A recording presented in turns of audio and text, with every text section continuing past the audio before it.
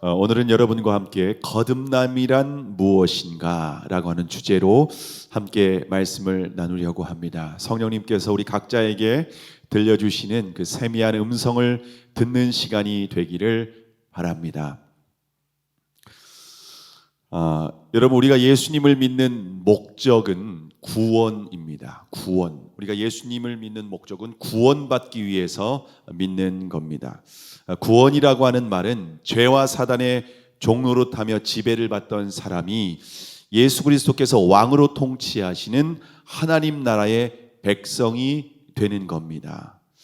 근데 하나님 나라는 죽어서 가는 나라가 아니라 이 땅에서도 경험할 수 있습니다. 왜냐하면 하나님의 나라는 예수 그리스도께서 십자가에 죽으시고 다시 부활하심으로 말미암아서 이미 시작이 되었기 때문입니다.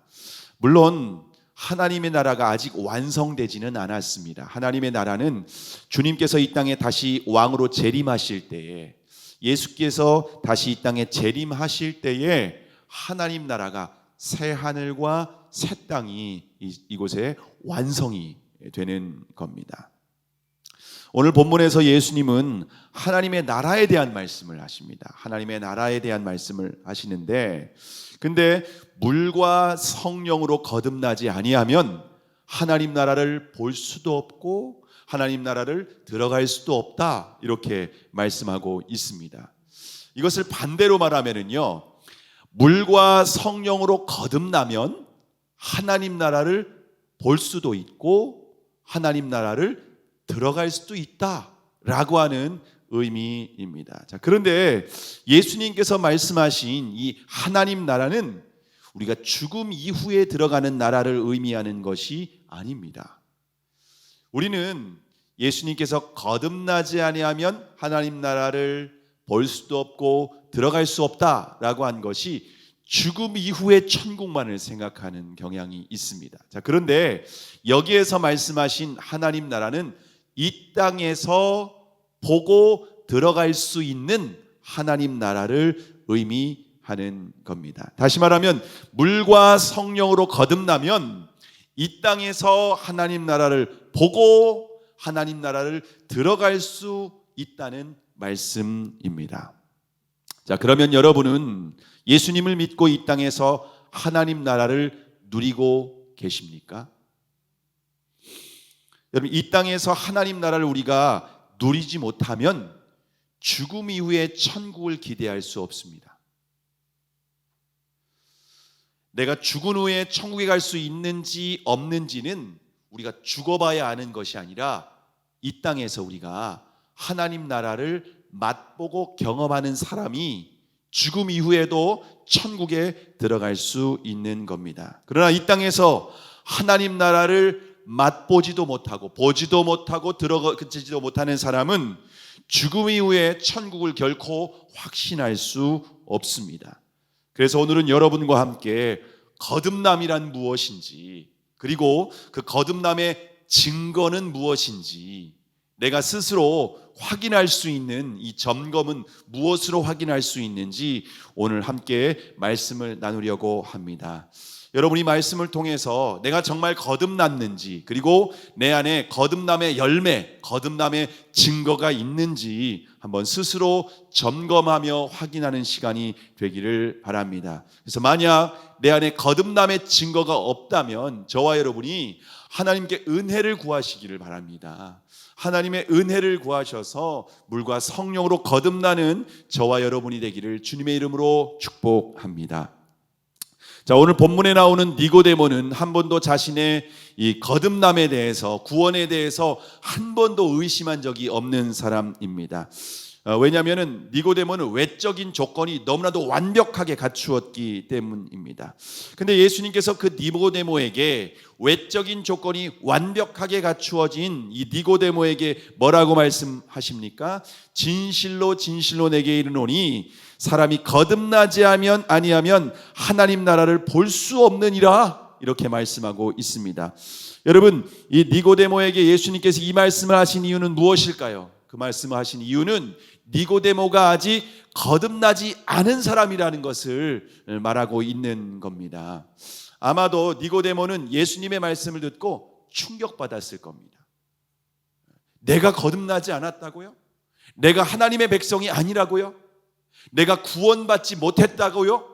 라고 하면서 아마도 니고데모는 충격을 받았을 겁니다. 그래서 막 말을 더듬었을 수도 있고요. 그래서 뭐 엉뚱한 얘기를 합니다. 사람이 어떻게 어머니 뱃속에 다시 들어갈 수 있습니까? 그런 일은 있을 수 없지 않습니까? 내가 이미 나이도 많고 늙었는데 어떻게 다시 태어날 수 있다는 말입니까? 라고 하면서 황당한 말을 예수님께 하고 있는 것을 볼 수가 있습니다.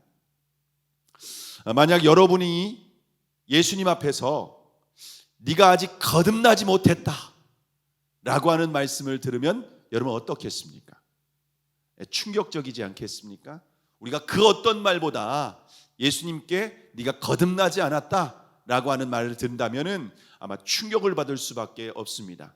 신앙생활을 오래 하고 또 교회에서 직분까지 받았음에도 불구하고 또 모태신앙임에도 불구하고 거듭나지 못했다라고 하는 이런 말씀을 듣는다면 충격적일 수밖에 없습니다. 제가 아프리카에서 선교하시는 박상원 선교사님이라는 분이 계십니다. 박상원 선교사님이 몇 년 전에 다니엘 기도회에서 말씀을 전하셨는데요. 박상원 선교사님은 원래 남편하고 결혼을 할 때 믿지 않는 남자와 자신이 결혼을 했습니다. 남편이 공부도 잘했고 실력이 있어서 한 40년 전에 한 70년대에 국비 장학생으로 독일로 유학을 가게 됩니다. 그 당시에 유학 가기가 쉽지 않은 시대였기 때문에 유학을 가서 학위를 받고 돌아오면은요 우리나라에서 굉장히 어떤 성공한 인생을 살아갈 수밖에 없는 사람입니다. 뭐 정부에서 굉장히 높은 고위 관료가 될 수도 있고 대학교에서 교수가 될 수 있는 그런 굉장히 보장받은 사람 아니겠습니까? 미래가 활짝 열려 있는 그런 사람이었습니다. 그 남편하고 결혼했고 그 남편이 독일로 유학을 갔는데 그때는 같이 갈 수 없었고 혼자만 가고 이제 한국에서 아이들을 키우면서 남편이 유학을 마치고 돌아오기만을 기다리고 있었습니다. 그런데 남편이 유학을 가서 예수님을 믿게 된 거예요. 독일에서 예수님을 믿게 되었고 더욱 황당한 것은요 거기서 신학을 공부하게 된 겁니다. 이제 내가 국비 유학생으로 갔는데 거기에서 신학을 공부해야 된다라는 겁니다. 얼마나 황당하겠습니까? 예수님을 믿지 않던 남편이었고 자기도 예수님을 믿지 않았는데 근데 남편이 예수님을 믿고 신학을 공부한다고 하니까 이분도 한국에서 이제 교회를 다니기 시작을 했습니다. 남편이 신학을 공부하니까 다른 성도들보다 더 열심히 교회를 다녔던 것 같아요. 주일 예배는 물론이고 철야 예배, 새벽 예배, 심지어 금식 기도까지 하면서 굉장히 누구보다 열심히 그렇게 신앙생활을 했습니다. 그런데 남편에게 더욱 충격적인 소식이 편지가 도착하게 됩니다. 뭐냐면 남편이 신학을 공부를 이제 마쳤는데 독일에서 유학하고 영국까지 가서 더 신학을 공부했는데 그만큼 많이 공부하고 한국에 돌아오면 신학교 교수가 될 수도 있고 또 큰 교회 담임 목회를 하실 수도 있습니다. 왜냐하면 그 당시에 그렇게 유학하고 돌아오신 목사님들이 흔치 않았기 때문입니다. 그런데 한국에 돌아오는 것이 아니라 느닷없이 편지에 아프리카 선교사로 자기가 하나님께 부름을 받았다라고 하는 편지를 받게 됩니다. 여러분 이게 무슨 마른 하늘의 날벼락입니까? 아프리카 선교사라니요. 그래서 이분이 너무 충격받아가지고서 매일 교회 가서 하나님 앞에 철야를 하면서 금식하면서 하나님 앞에 통곡하며 기도했답니다. 원망하면서 무슨 선교사입니까? 저는 절대로 선교사로 나갈 수 없습니다 라고 하면서 하나님 앞에 원망하고 하나님 이거는 어떻게 이럴 수 있습니까? 하면서 기도했습니다. 그런데 어떻게 합니까? 남편은 이미 아프리카 선교로 나가서 이곳은 알프스와 같다, 너무 아름답다, 행복하다라는 편지가 매일매일 도착을 하는 겁니다. 그러니까 이 아내 되시는 박상원 선교사님도 어쩔 수 없다 생각하고 이제 아프리카로 이제 아들과 함께 가게 된 겁니다. 근데 아프리카로 갔는데 알프스가 아니라 이건 뭐 지옥과 같은 그런 환경입니다. 먹을 것도 없고 집은 뭐 집안에 뭐 바퀴벌레뿐만 아니라 뭐 쥐가 돌아다니고 너무너무 지금 충격적인 상황에서 어떻게 하나님 이럴 수 있냐고 하면서 하나님 앞에 원망하고 막 불평을 했습니다. 그리고 남편하고 매일 싸웠답니다. 매일매일 싸우고 남편한테 당신 도대체 나를 어떻게 하자고 이렇게 데리고 왔냐 하면서 원망하고 불평하고 있었는데, 하나님께서 어느 날 이분에게 이제 심각한 어떤 질병이 몸에 문제가 생겼는데 병원에서도 다 포기했답니다. 이제 죽을 수밖에 없어서 죽을 날만 기다리면서 그렇게 하루하루를 살아가고 있었는데 어느 날 주님이 찾아오셨습니다. 주님이 찾아오셔서 여자 선교사님에게, 아내 되시는 선교사님에게 하셨던 말씀이 뭐냐 하면은 내가 거듭나야 하겠다 말씀하셨답니다. 여러분, 이 아내 되시는 선교사님은 한국에서요 주일 예배는 물론이고요 헌금 생활도 열심히 했고 철야 기도도 했고 금식 기도도 했고 새벽 예배도 했고, 그리고 남편이 신학하는 것도 허락을 했고, 또 남편과 함께 선교지까지 아프리카로 선교사로 함께 나오기까지 했는데 주님께서 하시는 말씀이 네가 거듭나야 하겠다. 여러분, 얼마나 충격적이었겠습니까? 그 말씀은 듣는 저희도 충격받았습니다. 선교사로 나간 분에게 주님께서 하시는 말씀이 네가 거듭나야 하겠다라고 말씀을 하신 겁니다. 그리고 이분이 그곳에서 정말 주님께서 성령의 임재 가운데에 그분이 정말 예수님을 믿음으로 바라보면서 거듭나는 경험을 하게 됩니다. 그리고 나서 그분의 선교의 삶이, 선교의 사역이 완전히 다른 삶이 됩니다. 그 전에만 해도 불평하고 원망하고 남편과 싸우던 그런 아내가, 선교사님이 이제는 남편과 싸우지 않고, 그리고 그곳에서 하나님께 불평하지 않고 감사하면서 30년 이상의 사역을 했는데, 이분이 아프리카에, 이 부부가 김종양 선교사님과 박상원 선교사님이 아프리카의 언더우드라고 하는 그러한 별명이 붙을 정도로 그 나라 전체를 바꾸고 신학교를 세우고 대학을 세우고 수십 개의 교회를 세우고 정말 너무나도 귀한 사역을 감당하고 계신 것을 제가 간증으로 듣게 되었습니다. 여러분, 주일 예배도 잘 드리고 교회에서 직분까지 받고 철야 기도에 금식 기도도 하고 선교사로 나갔음에도 불구하고 거듭나지 못할 수 있다는 겁니다. 여러분, 이것은 매우 심각하게 저와 여러분이 귀를 기울이고 들어야 된다라고 하는 겁니다. 그러므로 우리가 거듭남의 문제는 우리가 회피해야 될 문제가 아니라 직면해야 될 문제입니다. 내가 정말 거듭났는가? 내가 정말 구원받은 사람 맞는가? 나는 하나님의 나라에 들어갈 수 있는 사람이 맞는가? 라고 하는 이 문제에 대해서는요, 우리가 심각하게 진지하게 자신을 점검하고 돌아봐야 될 문제인 줄로 믿습니다. 자, 그러면 왜 니고데모는 자신이 거듭남을 한 번도 의심해 보지 못했을까요? 오늘 본문 1절의 말씀입니다. 우리가 1절의 말씀을 함께 읽겠습니다. 시작. 그런데 바리새인 중에 니고데모라 하는 사람이 있으니 유대인의 지도자라. 자, 여러분, 니고데모가 자신의 거듭남을, 구원을 한 번도 의심하지 않았던 이유는 외적인 조건이 너무나도 완벽했기 때문입니다. 먼저 니고데모는 바리새인이라고 소개를 하고 있습니다. 바리새인이라고. 여러분, 우리는 바리새인에 대한 좀 부정적인 이미지가 있는데요, 그 당시에 바리새인은요 가장 경건한 사람들이었습니다. 이스라엘이 우상 숭배를 하고 하나님 앞에 심판을 받아서 나라가 멸망하게 되죠. 그래서 바벨론의 포로로 끌려가서 70년 동안 포로 생활을 하게 됩니다. 그리고 이스라엘 백성들이 바벨론 포로로 끌려갔다가 돌아온 후에 왜 우리가 나라가 멸망하게 됐지? 왜 하나님이 우리를 심판하셨지? 라고 하는 것을 그들이 말씀을 통해서 연구하고 그 원인을 찾게 됩니다. 그래서 찾은 원인이 무엇인가 하면 우리가 하나님의 말씀을 버렸기 때문이다. 우리가 하나님을 온전히 섬기지 못했기 때문에 하나님께 버림받았던 것이다 라고 하는 것을 깨닫고 그들이 하나님의 말씀을 연구하고 그리고 하나님의 말씀을 가르치기 시작을 합니다. 그래서 이스라엘 역사 가운데 바벨론 포로 이후에 우상 숭배라고 하는 이 죄에 대해서는 완전히 끊어지게 됩니다. 더 이상 우상 숭배로 인하여서 하나님의 심판을 받지는 않습니다. 그런데 그렇게 하나님을 누구보다 잘 섬기고 열심히였던 사람들이 누구였는가 하면 바로 바리새인들이었습니다. 바리새인들은 철저히 하나님의 말씀을 연구하고 그 말씀을 따라 순종하는 사람들이었습니다.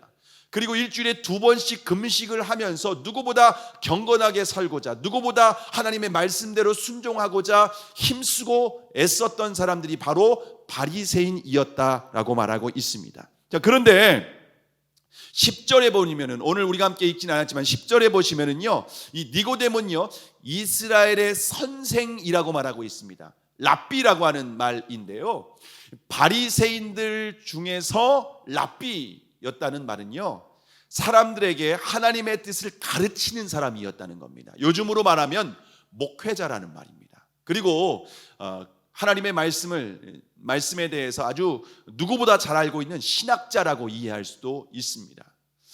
신학으로 말하면 박사학위를 가진 사람이고요, 사람들에게 하나님의 뜻을 전하는 사람이고요, 또 하나님이 뜻이 애매하고 정말 이것이 하나님의 뜻이 무엇인지 모르겠습니다 라고 백성들이 찾아오면 그 뜻을 분별하고 가르쳐주는 역할을 했던 사람이 바로 니고데모라고 하는 사람입니다. 종교적으로 가장 권위적인 그런 자리에 있는 사람이 바로 니고데모였습니다. 여러분, 그것으로 끝나지 않고 오늘 보면 1절에 보시면요, 유대인의 지도자라고 소개를 하고 있습니다. 유대인의 지도자. 유대인의 지도자라고 하는 말은 당시에 71명으로 구성된 산헤드린 공회원이라는 의미입니다. 산헤드린 공회원은요, 입법과 사법 그리고 행정까지도 총괄하는 유대인에게 있어서는요 최고 의결 기관이었습니다. 우리나라로 말하면요 국회의원이라고 말할 수 있는데, 국회의원보다 훨씬 더 막강한 권위와 힘을 가지고 있는 사람들이 바로 산헤드린 공회원들이었습니다. 이 산헤드린 공회원이었던 이 니고데모는 주님께서 말씀하실 때 아직 거듭나지 않았다, 이처럼 완벽한 조건을 가지고 있는 바리새인이었고 산헤드린 공회원이었고 또 말씀을 가르치는 종교 지도자였음에도 불구하고 예수님께 어떤 소리를 들었습니까? 네가 거듭나지 못했다. 이런 아주 충격적인 말씀을 듣고 있습니다. 저와 여러분도 외적인 조건이 완벽하게 갖추었다 할지라도 거듭나지 못했을 수 있다는 겁니다.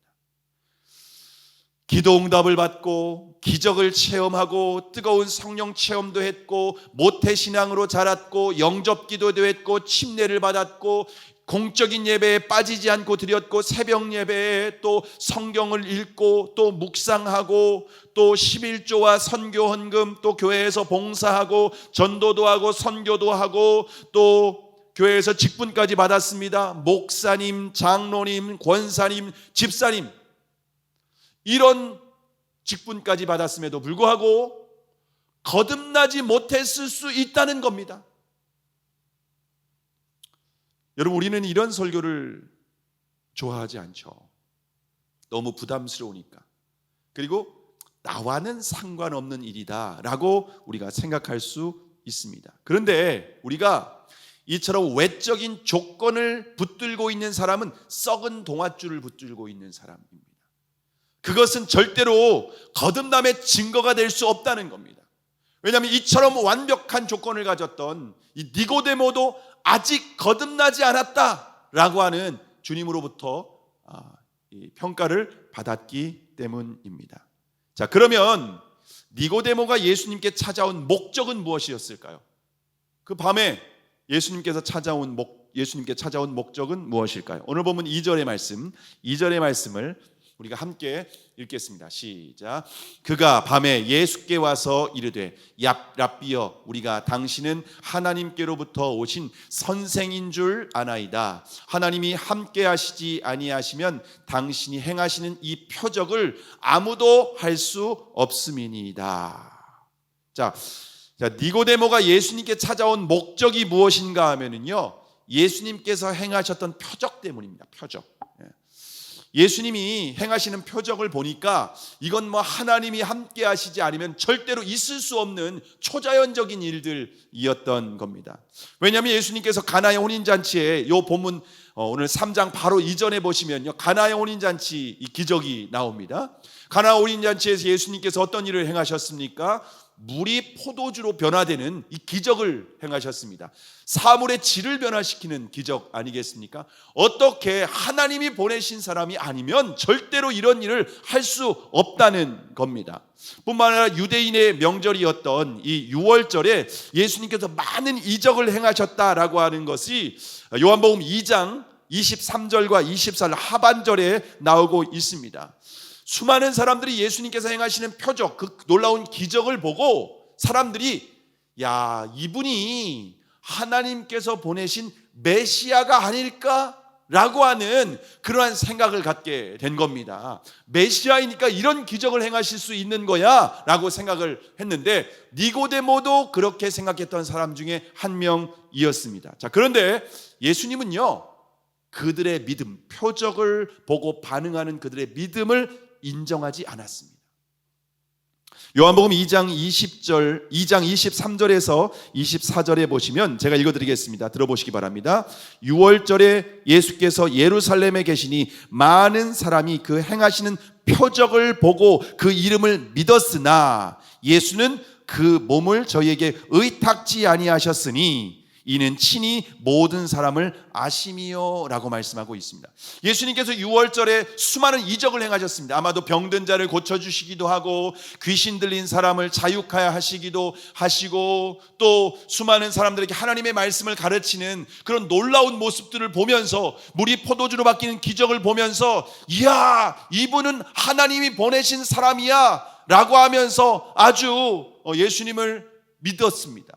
예수님을 환영했습니다. 예수님을 받아들였습니다. 그런데 예수님은 그들에게 자신을 의탁하지 않았다, 인정하지 않았다라고 말씀을 하고 있습니다. 여러분, 왜 그럴까요? 여러분, 왜냐하면 지금 6월절에 예수님의 기적을 보고 예수님께 반응하는 사람들은 어떤 사람들인가 하면은 그들은 지극히 현실적인 메시아를 기대하고 있었던 겁니다. 그들이 기다렸던 메시아는 어떤 메시아였는가 하면 나에게 배고픈 사람에게 빵을 주는 메시아를 기다렸습니다. 로마의 정치적인 환경으로부터 그들을 억압해서 풀어줄 수 있는 메시아를 기다렸었던 겁니다. 여러분, 그런데 예수님은 이 땅에 우리의 배고픔을 해결해 주시기 위해서 오신 분이 아닙니다. 정치적인 문제를 해결해 주시기 위해서 오신 분이 아닙니다. 질병을 치유해 주시기 위해서 오신 분이 아닙니다. 가난한 사람들에게 부자가 되게 하시기 위해서 오신 분이 아니라는 겁니다. 예수님은 우리의 현실적인 문제를 해결해 주시기 위해서 오신 분이 아니라 우리의 근본적인 문제를 해결해 주시기 위해서 오신 분이신 줄을 믿으시기를 바랍니다. 니고데모는 예수님께 찾아온 목적이 예수님이 메시아라고 하는 기대감을 가지고 왔는데 예수님이 정치적으로 로마의 압박을 당하고 있는 이스라엘을 해방시켜 줄 분으로 기대했던 거예요. 백성들이 배고픈 허기짐을 채워주실 수 있는 분이라고 기대했던 거예요. 그런데 예수님은 그들의 믿음을 인정하지 않는 겁니다. 그런 메시아로 오시지 않았기 때문입니다. 저와 여러분이 예수님을 믿는 근거는 무엇입니까? 예수님이 저와 여러분에게 질병을 치유해 주셨기 때문입니까? 경제적인 문제를 해결해 주셨기 때문입니까? 가정에 평안을 주시고 자녀를 축복해 주셨기 때문입니까? 여러분, 물론 우리가 예수님을 믿고 기도하면 하나님은 우리의 아버지 하나님이 되시기 때문에 이러한 기도의 응답을 해 주십니다. 우리의 삶 가운데 기도 응답으로 하나님께서는 정말 놀라운 일들을 행하십니다. 저도 살아가오면서 수많은 기적과 하나님의 놀라운 은혜들을 많이 체험을 했습니다. 그런데 우리에게 예수님은 그런 문제를 해결해 주시기 위해서 오신 분이 아닙니다. 여러분, 이걸 잘 생각해 보시기 바랍니다. 구약 성경에 예수님이 이 땅에 오시기 전에도 이러한 기적들은 많이 있었습니다. 만나와 메추라기를 내려주시기도 했고요, 반석에서 물이 나기도 했고요, 또 비가 3년 동안 내려오지 않게도 하셨고 다시 내리기도 하셨습니다. 홍해 바다를 가르기도 하셨고요. 구약 성경에 보면 수많은 기적이 있다는 겁니다. 예수님이 이 땅에 오시지 않아도, 예수님이 굳이 십자가에 죽지 않아도 하나님은 하늘에서 이런 초자연적인 기적과 능력은 얼마든지 베푸시고 얼마든지 행하실 수 있다는 겁니다. 근데 굳이 예수님이 왜 이 땅에 오셨을까요? 왜 몸으로 오셨을까요? 왜 몸으로 오셔서 십자가에 죽으셔야 됐을까요? 예수님은 우리의 육신의 필요를 채워주시기 위해서 오신 분이 아니라는 겁니다. 그분은 현실적인 문제를 해결해 주시기 위해서 오신 것이 아니라 인간의 근본적인 문제를 해결해 주시기 위해서 오신 분이신 줄을 믿으시기를 바랍니다. 자, 그러면 인간의 근본적인 문제는 무엇일까요? 우리 인간의 근본적인 문제는 무엇일까요? 오늘 보면 3절의 말씀입니다. 3절의 말씀 우리가 함께 읽겠습니다. 시작. 예수께서 대답하여 이르시되 진실로 진실로 내게 이르노니 사람이 거듭나지 아니하면 하나님의 나라를 볼 수 없느니라. 여러분, 인간의 문제는 환경이 바뀐다고 해결되는 문제가 아닙니다. 우리나라도 이제 올해 대통령 선거를 앞두고 있지 않습니까? 정권이 바뀌고 어떤 사람이 대통령이 되느냐에 따라서 인간의 문제가 해결되지 않는다는 겁니다. 경제적으로 우리가 더 잘 산다고 해서 인간의 근본적인 문제가 해결되지 않는다라고 하는 겁니다.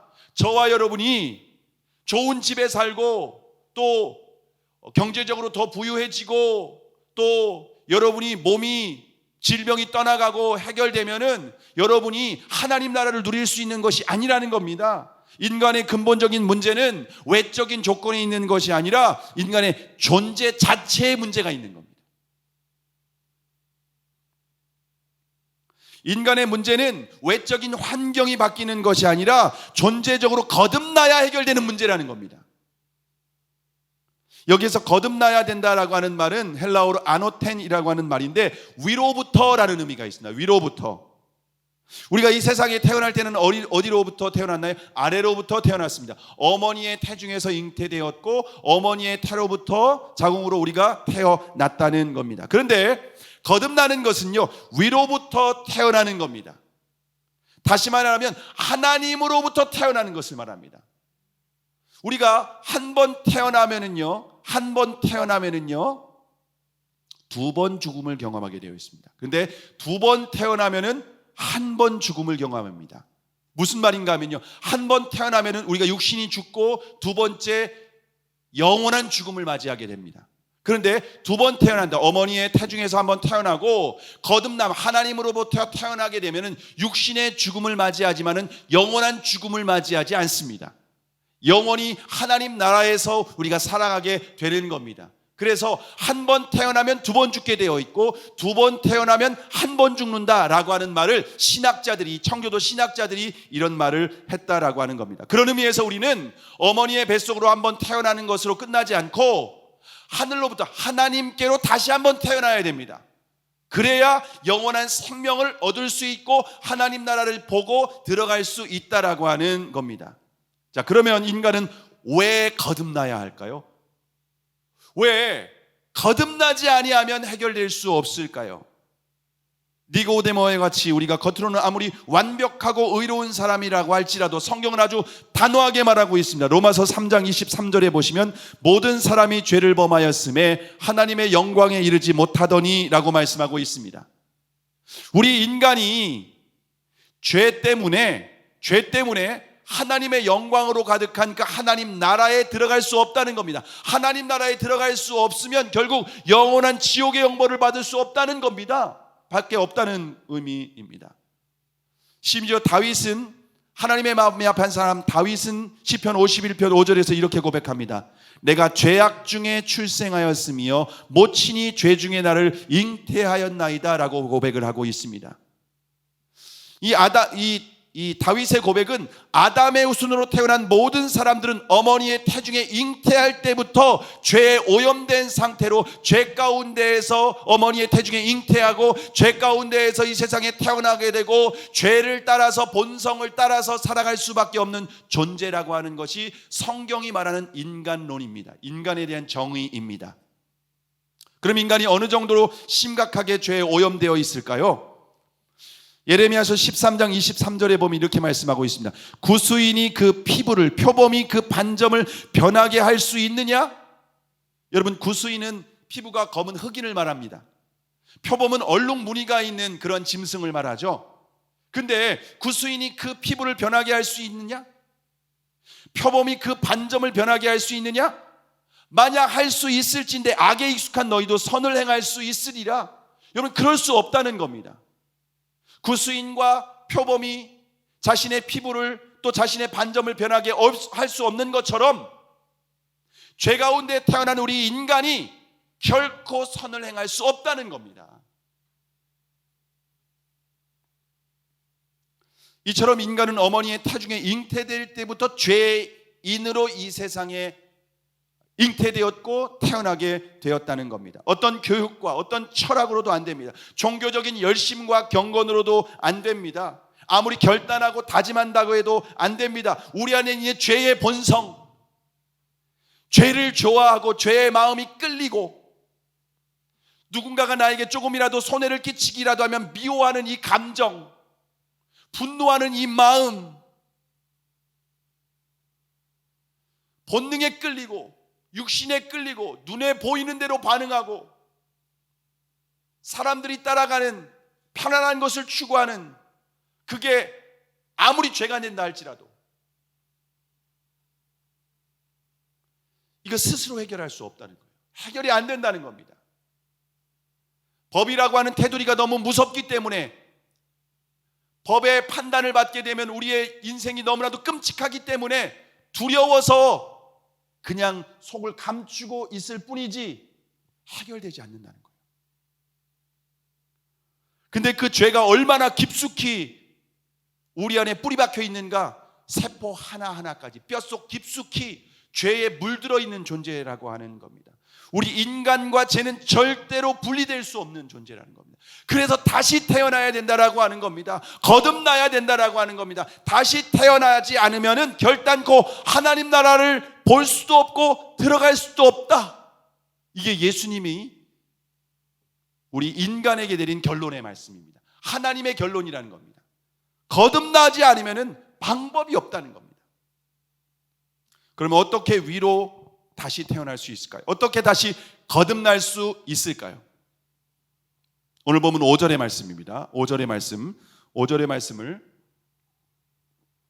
함께 읽겠습니다. 시작. 예수께서 대답하시되 진실로 진실로 내게 이르노니 사람이 물과 성령으로 나지 아니하면 하나님의 나라에 들어갈 수 없느니라.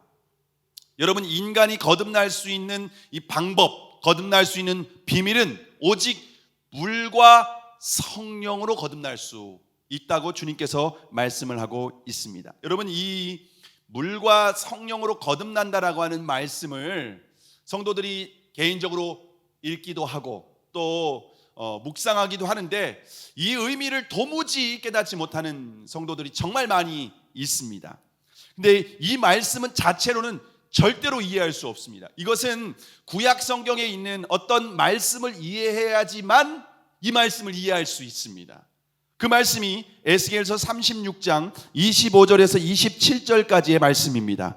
여러분 꼭 적어 놓으시기 바랍니다. 여기 3장 5절 옆에다가 에스겔 36장 25절에서 27절이라고 꼭 체크를 해 놓으시기 바랍니다. 이 말씀을 이해해야, 이 말씀을 알아야만 이 3장 5절에 있는 물과 성령으로 거듭난다는 이 말씀을 이해할 수 있습니다. 이 말씀만으로는 해석이 안 돼요. 예수님은 이 말씀이 어떤 구약에 있는 말씀을 인용하시면서 하신 말씀인데 이 말씀을 이해해야 이 말씀을 해석할 수 있다는 겁니다.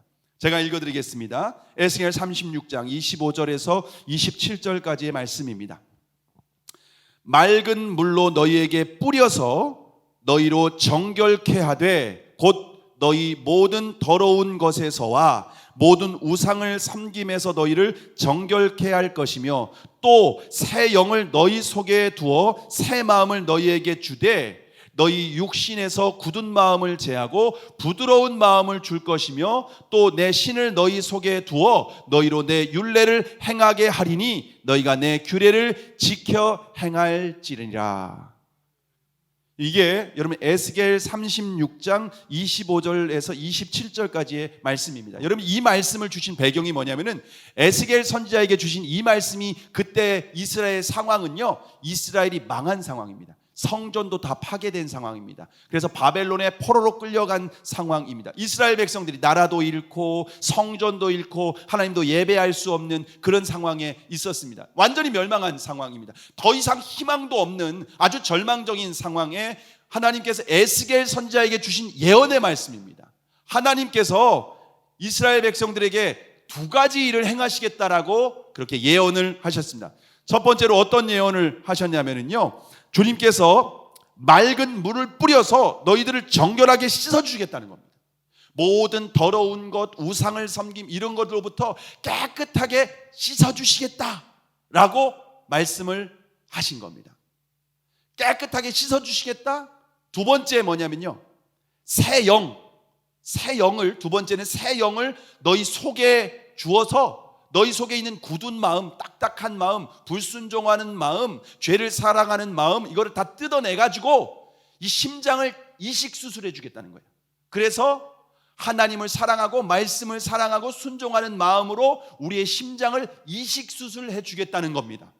이게 에스겔 36장 25절에서 27절에 예언했던 하나님께서 나라를 잃은 이스라엘 백성들에게 주셨던 이 두 가지 예언의 말씀입니다. 그래서 이것을 새 언약이라고도 합니다. 구약 성경에 새 언약이라고도 합니다. 근데 이것을 예레미야 선지자에게도 말씀하셨던 말씀입니다. 여러분, 그래서 우리가 거듭나게 하기 위해서 하나님은 두 가지 일을 행하신다고 약속하신 겁니다. 첫 번째 물, 두 번째 성령. 물은 깨끗하게 씻어주는 역할, 그리고 성령은 우리에게 새 영을 부어주셔서 우리의 굳어있는 심장을, 이 마음을 다 뜯어내고 새로운 심장으로 이식시켜 주셔서 우리가 하나님을 사랑하고 말씀에 순종하게 하시겠다는 겁니다. 그 말씀을 예수님께서 여기에서 인용하시는 거예요. 그래서 물과 성령이다 라고 말씀을 하신 겁니다. 그래서 이 예언의 말씀대로 하나님께서 그럼 어떤 일을 행하셨는가? 이 물이 상징하는 것은요, 우리를 씻어주시기 위해서 어떻게 하시는 거냐면요, 하나님의 아들을 이 땅에 보내시고 하나님의 아들이 우리를 대신해서 십자가에서 물과 피를 다 쏟으시고 죽게 하신 겁니다. 그럼 예수님이 물과 피를 다 쏟게 하시고 쏟으시고 죽으신 사건은 우리의 죄를 다 씻어주신 것을 의미합니다. 물을 뿌려서 우리의 영혼을 깨끗하게, 우리를 모든 더러운 것, 냄새나는 것, 우상 숭배와 모든 세상에 있는 찌꺼기로부터 깨끗하게 씻어낸 것을 상징하는 겁니다. 그래서 이스라엘 백성들이 구약 성경에 하나님을 제사할 때 어떻게 했습니까? 짐승을 잡아서 피를 다 쏟았지 않았습니까? 그것은 죄를 씻는 것을 상징적으로 보여준 겁니다. 실제로 예수님이 이 땅에 오셔서 어린 양 대신 예수님께서 십자가에서 물과 피를 다 쏟으심으로, 죽으심으로 말미암아 우리의 모든 더러운 것과 우리의 모든 죄를 깨끗하게 씻어주신 겁니다. 그러니까 이 물이 상징하는 것은 무엇인가? 물과 성령 중에 이 물이 상징하는 것은 무엇인가 하면 바로 예수님의 십자가를 의미하는 겁니다. 십자가에서 물과 피를 다 쏟으시는 것으로 말미암아서 우리의 모든 더러운 것, 냄새나는 것을 깨끗하게 씻어주시는 것을 상징하는 겁니다. 그러니까 우리가 거듭날 수 있는 방법은요, 십자가가 아니면 방법이 없다는 거예요. 그게 물이 상징하는 겁니다. 물이 상징하는 겁니다. 십자가가 아니면은 너희의 죄를 씻을 수 없다. 그래서 예수님이 이 땅에 오셔서 십자가에 못 박혀 죽으심으로 말미암아 피를 흘리심으로 말미암아 우리의 죄를 깨끗하게 씻으신 겁니다. 이게 물이 상징하는 겁니다. 다시 말하면 십자가를 의미하는 겁니다. 두 번째로 성령이라고 말씀하셨는데, 예수님이 십자가에 죽으시고 나서 3일 만에 다시 부활하셨죠. 그리고 예수님이 하늘로 승천하시면서 제자들에게 뭐라고 약속하셨습니까? 40일 동안 제자들과 함께 하시면서 아버지의 약속하신 성령을 기다리라 라고 약속했습니다. 아버지의 약속하신 성령을 기다리라 했을 때 열흘 만에 오순절 날에 마가의 다락방에 기도하던 제자들에게 성령이 임하시게 됩니다. 성령이 임하실 때에 그들이 어떻게 됩니까? 그들이 완전히 새로운 사람이 됩니다. 성령이 임하시니까 예수님을 부인했던 베드로가 이제는 담대하게 나아가서 복음을 전하게 됩니다. 에스겔 36장에서 새 영을 너희에게 부어주면은 이제는 하나님의 말씀을 따라 규례와 율례를 따라 행한다고 말씀했습니다. 이제는 하나님의 말씀에 따라 순종하고 이제는 자신이 두렵다고 위험하다고 어렵다고 해서 불순종하는 것이 아니라 하나님의 말씀을 따라 온전히 이제 순종하게 됩니다. 그래서 자신을 가두려고 죽이려고 그렇게 위협하는 로마의 군병들 앞에서 담대하게 복음을 전하지 않습니까? 담대하게 하나님 나라의 복음은 예수는 주님이시다, 예수님이 십자가에 죽으셨지만 다시 부활하셨다라고 하는 이 복음을 담대하게 증거하는 것을 볼 수가 있습니다. 그래서 성령이라고 하는 것은요, 성령이 임한다는 겁니다. 성령이 임하셔서 성령의 능력을 따라서 살아간다라고 하는 것을 의미합니다. 그러니까 물은 예수 그리스도의 십자가를 상징하고 성령은 성령을 받고 성령의 능력을 따라서 이제는 성령의 능력으로 새로운 삶을 살아간다는 것이 바로 물과 성령이 의미하는 뜻입니다. 자, 그런데 중요한 것이 무엇인가 하면요, 중요한 것은 제자들은 예수 그리스도의 십자가를 믿고 성령이 임했을 때 그들은 사도행전에서 하나님 나라를 누리게 됩니다. 하나님 나라를 누린 거예요. 사도행전의 제자들의 모습, 성령의 인도하심을 받으며 살아갔던 제자들의 모습은 하나님 나라를 맛보고 하나님 나라를 경험하면서 살아갔던 겁니다. 그래서 초대교회 공동체 가운데는요, 유무상통을 했어요. 자기의 것을 자기 것이라고 하지 않고 서로 나누면서 베푸는 삶을 살기 시작을 합니다. 그리고 베드로는요, 감옥에 갇혀서 이제 죽을 상황인데 평안하게 잠을 자요. 평안하게 잠을 자요. 그리고요, 그들의 삶 가운데 놀라운 하나님 나라를 누리는 놀라운 기적을 맛본 것을 사도행전에서 보여주고 있습니다. 여러분, 물과 성령으로 거듭난 사람은요, 하나님 나라를 이 땅에서 누린다는 겁니다. 어떻게? 성령으로 하나님 나라를 누리며 살아간다는 겁니다. 그게 사도행전의 증거입니다. 이제 여러분이 물과 성령으로 거듭났는지 한번 점검해 보시길 바랍니다. 제 질문을 드리겠습니다. 여러분이 잘 적어보시면서 체크를 해보시기 바랍니다. 이 말씀의 근거에서 여러분에게 질문을 던지는 겁니다. 첫 번째, 여러분이 물의 증거가 있습니까? 여러분에게 물의 증거가 있습니까? 제가 물은 뭐라고 말씀드렸습니까? 예수님의 십자가라고 말씀을 드렸습니다. 예수님이 십자가에서 물과 피를 다 쏟으심으로 말미암아 우리의 죄를 깨끗하게 씻어주신 것을 의미한다고 말씀을 드렸습니다. 여러분의 물의 증거가 있습니까?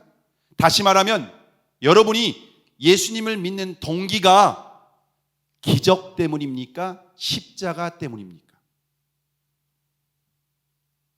저와 여러분이 예수님을 믿는 이유가 하나님께서 나에게 더 좋은 삶을 주시기를 기대하는 마음 때문입니까? 아니면 예수님이 나의 죄를 위해서 십자가에 죽으신 이 사건 때문에 예수님을 믿는 것입니까? 여러분이 건강해지고 여러분이 사업이 잘 되고 여러분이 가정이 행복하고 자녀가 잘 되는 그 목적으로 예수님을 믿는 것입니까? 아니면 예수님이 날 위해서 십자가에 죽으셨기 때문에 믿는 것입니까? 여러분 보니까 다른 종교에도요, 기도하면 응답이 있더라고요. 기적을 경험한대요. 불교에서도 그렇고요, 이슬람에서도 그렇고요, 심지어 남녀호랭개교에서도 그렇대요. 남녀호랭개교를 계속 외치면은요, 기적이 일어난대요. 저와 여러분이 예수님을 믿는 목적이 기적 때문입니까? 더 나은 삶을 원하기 때문입니까? 아니면 예수 그리스도의 십자가 때문입니까?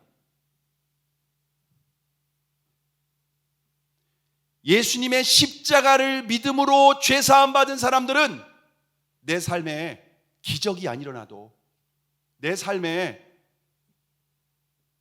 내 현실적인 기도 응답이 이루어지지 않는다 하더라도 예수님의 십자가만으로 예수님 부인할 수 없습니다.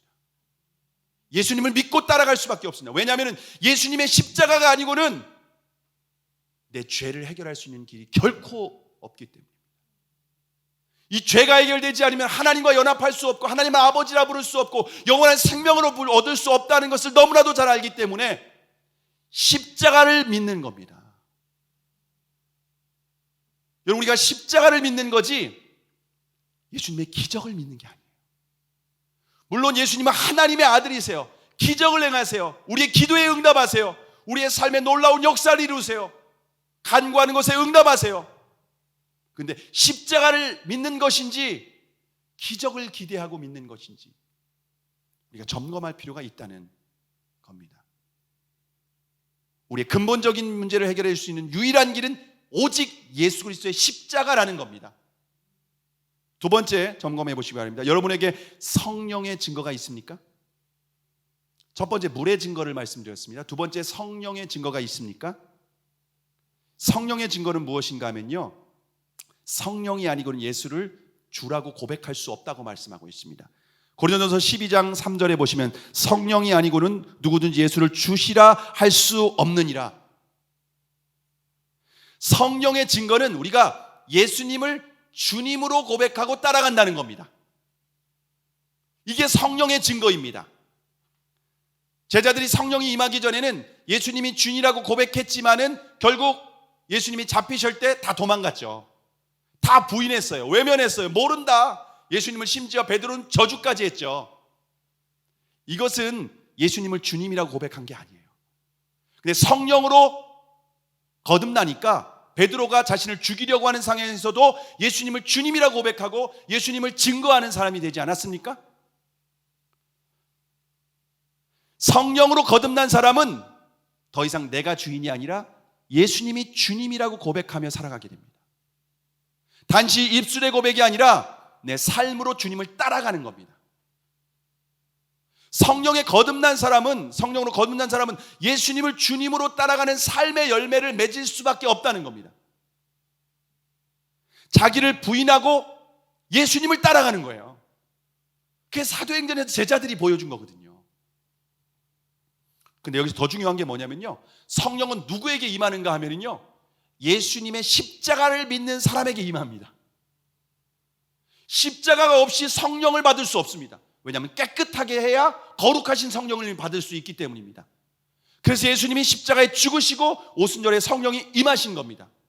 우리가 예수님을 십자가를 믿을 때 우리의 죄가 깨끗하게 씻어주시고 거룩한 우리의 성전 가운데 성령이 임하시는 겁니다.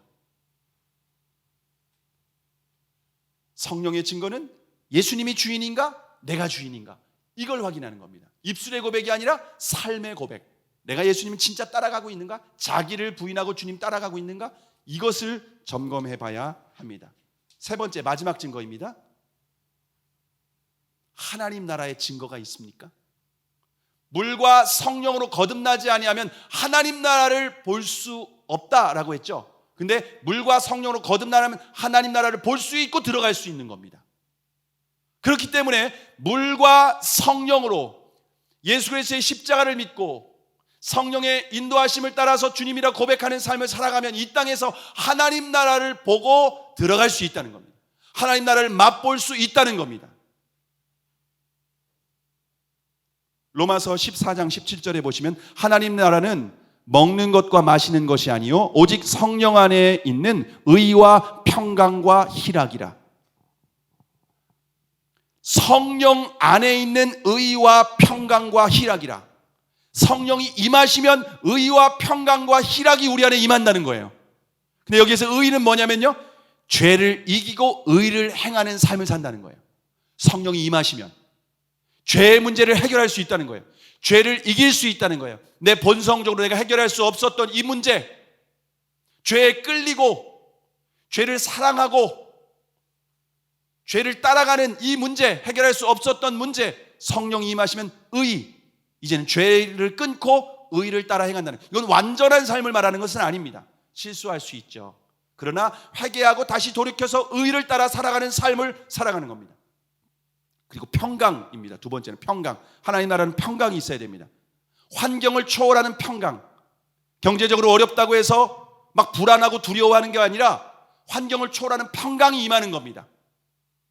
그리고 희락, 기쁨입니다. 영어로는 joy라고 번역됐습니다. 기쁨이 있다는 거예요. 세상이 줄 수 없는 기쁨이 그 마음 가운데 임하는 겁니다. 이게 하나님 나라예요. 이 땅에서 누리는 하나님 나라예요. 여러분이 세 가지를 점검하셔야 돼요. 거듭난 사람이라면요, 내가 물을 믿는가, 물의 증거가 있는가, 내가 기적을 기대하는 것이 아니라 예수 그리스도의 십자가를 믿는가.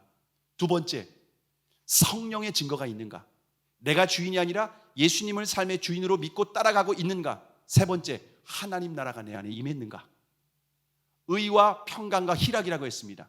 내가 죄를 이기고 의를 행하는 삶을 살아가는가, 내 안에 평강이 있는가, 내 안에 기쁨이 있는가.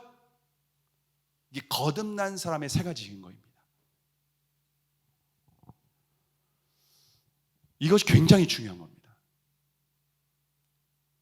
여러분, 거듭났는지 확인할 수 있다는 거예요. 죽기 전에 알 수 있다는 거예요. 죽어봐야 알 수 있지. 아니요. 예수님은 이 땅에서 그 제자들이 사도행전에서 그것을 증거해 주었다라고 하는 겁니다. 제가 지난 금요일에 제 신학교 동기가 저희 신학교 때 수석으로 입학한 친구가 있었어요. 이 친구가 공부를 꽤 잘했어요. 근데 신학교를 와서 굉장히 공부도 열심히 했는데 지금은 조직신학 박사가 됐어요. 조직신학 박사 학위를 받은 친구인데 제가 이 문제에 대해서 나누었습니다. 조직신학 박사이니까. 근데 한국교회 안에 성도들에게 이 거듭남의 증거가 나타나지 않는다는 거죠. 이게 심각한 문제라는 거죠. 예수님은 이렇게 말씀하셨는데 현실에서는 이 증거가 나타나지 않아요. 이건 도대체 어떻게 해야 되는가? 어떻게 해석해야 되는가? 어떻게 이해해야 되는가? 이 문제를 나누었습니다. 여러분, 한 가지 여러분에게 말씀드리고 싶은 것은 예수님이 2000년 전과 지금이 이 거듭남과 구원의 조건의 기준을 바꾼 적이 있을까요? 야, 시대가 너무 악하니까, 너무 타락했으니까 지금 시대는 이 조건을 적용하기가 좀 어렵다. 그러니까 구원의 조건을 좀 내가 바꾸겠다, 낮추겠다, 변경하겠다. 여러분, 그럴 수 있을까요? 그럴 수 없어요. 구원의 조건은 단 한 번도 변경된 적이 없습니다. 구원의 조건은 단 한 번도 낮춘 적도 없습니다. 예수님이 니고데모에게 했던 이 말씀은 저와 여러분에게 그대로 적용된다는 겁니다. 이것으로 이 땅의 하나님 나라와 영원한 천국이 결정된다는 겁니다. 그러면 그 친구하고 나눴습니다. 이런 얘기를 하더라고요. 제 신학교 다닐 때 구원의 서정이라고 공부를 했습니다. 구원받는 이 과정. 이거를 여러분이 구원의 여정이라고 이해하시면 됩니다. 우리가 천국까지 가는 여정입니다. 철로 역정에서 이 크리스찬 필그림이 천국까지 가는 여정이 있지 않습니까? 여러분 중에 이런 열매가 지금 당장 나타나지 않을 수 있습니다. 그것 자체로 낙심하거나 실망하지 않기를 바랍니다. 하나님이 이 구원의 여정으로 이끄시는 사람은 교회 안에 앉아서 예배를 드린다는 거예요. 여러분이 하나님의 부름받은 사람들이기 때문에, 하나님의 선택받은 사람들이기 때문에 이 자리에 앉아 있는 거예요. 근데 지금 당장 이 거듭남의 열매가 나타나지 않을 수는 있습니다. 근데 하나님의 여정 가운데, 구원의 여정 가운데 여러분이 있는 겁니다. 지금 당장 드러나지 않을 수는 있어요. 거듭남의 열매가. 하나님 나라를 아직 맛보며 경험하며 살아가지 못할 수는 있습니다. 그런데 하나님께서 구원의 여정 가운데 있는 사람들은 여러분에게 이러한 열매가 앞으로 나타나게 될 것입니다. 그리고 나타나야만 합니다. 그리고 여러분이 이 구원의 열매가 나타나도록 은혜를 구해야 됩니다. 이건 열매입니다. 구원받는 사람이 마땅히 맺어야 될 열매입니다. 십자가를 믿는 것, 예수 그리스도의 십자가를 믿고 예수님을 주님으로 고백하고 따르고 하나님 나라를 누리는 것, 이 세 가지. 그래서 여러분에게 어떤 부분이 지금 문제가 있는지, 내가 십자가를 믿지 못하면 성령 받을 수 없습니다. 그럼 십자가를, 예수 그리스도의 십자가가 내가 믿어지게 해달라고, 복음이 내게 이해해지고 깨달아지고 믿어지게 해달라고 기도하시기 바랍니다. 십자가 믿어지는 사람은 성령을 받게 해달라고 기도하시기 바랍니다. 성령으로 충만하게 임재해달라고 기도하시기 바랍니다. 그리고 성령이 임하시면 여러분에게 하나님 나라가 누려지게 됩니다.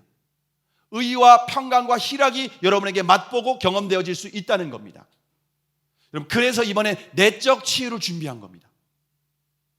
내적 치유를 통해서 여러분이 거듭남의 은혜, 새 부대가 되고 새술이 부어지고 하나님 나라를 맛볼 수 있도록 마음의 쓴뿌리와 마음에 있는 상처가 제거되고 하나님 나라를 맛보면서 이 땅에서 그 은혜 가운데 살아가도록 내적 치유 집회를 준비한 겁니다. 여러분 자신이 거듭났는지 점검해 보실 수 있기를 바랍니다. 십자가를 붙들고 예수 그리스도의 십자가를, 근데 꼭 10년, 20년 교회를 다녀야만 그렇게 되는 거 아니에요. 오늘 예수님 믿는 사람이라 할지라도 예수 그리스도의 십자가의 구속의 은혜만을 믿고 바라보는 사람은 성령이 임하실 수 있습니다. 오늘 이 자리에서도 임할 수 있습니다. 다른 것을 믿는 게 아니라 예수님이 나의 주인이시고 하나님의 아들이신데 그분이 십자가에서 나의 죄를 위해서 죽으셨다, 물과 피를 쏟으시고 죽으셨다, 그 예수 그리스도의 십자가를 믿으면 나는 깨끗하게 된다, 온전케 된다. 나의 의로움이나 나의 행위가 아니라 그것을 믿음으로 나는 그렇게 된다. 그럼 믿는 자에게 성령을 부어주십니다. 근데 성령님을 언제 부으실지 몰라요. 바람이 임으로 불지만은 어디서부터 어디서 왔는지 알지 못하는 것처럼 성령으로 난 사람은 그렇다는 거예요. 우리가 교회에서 예배를 드릴 때 성령이 임할 수도 있고요, 내적 치유 집회 가운데 성령이 임할 수 있고요, 여러분 집에서 가정생활할 때 성령이 임할 수 있고요, 여러분 직장생활 가운데 성령이 임할 수 있습니다. 어떤 분은 운전할 때 임했습니다. 어떨 때는 밭을 매는 가운데 임했습니다. 어떤 분은 집에서 설거지를 할 때 임했습니다. 여러분, 성령님께서 언제 임하실지 모릅니다. 그런데 누구에게 임합니까? 예수 그리스도의 십자가의 구속을 믿는 사람, 예수님이 십자가에서 내 죄를 다 해결하셨다, 이것을 믿는 사람, 이 복음 믿는 사람에게 성령이 임하시고 하나님 나라가 이루어지는 줄을 믿으시기를 바랍니다. 감리교회 창시자인 존 웨슬리가 대학교 다닐 때 홀리클럽을 만들었습니다. 경건 생활에 누구보다 열심히 있었던 사람입니다.